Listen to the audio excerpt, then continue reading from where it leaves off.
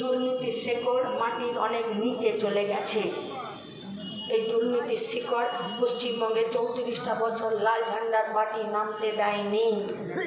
ভুল ছিল, ছোটখাটো যা ছিল, মানুষ নিজেদের কষ্টি পাথরে আজ প্রতিটা দিন লাল ঝান্ডাকে নিজেদের চোখের সামনে দেখছে।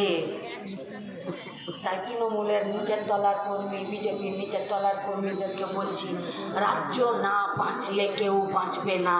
আর রাজ্যকে বাঁচাতে গেলে এই কর্পোরেটের সরকারকে, এই গুন্ডা রাজের সরকারকে, এই দুর্নীতি রাজের সরকারকে শেকড় সমেত তুলে ফেলতে হবে।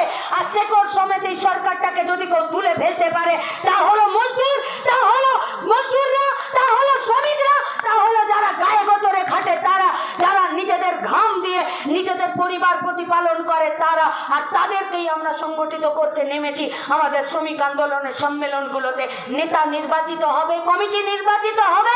ভবিষ্যতের রাজনীতিতে শ্রমিকরা নিজেদের হকের কথা, ধকের কথা নিজেরা নিজেদের মাটিতে দাঁড়িয়ে বলবে।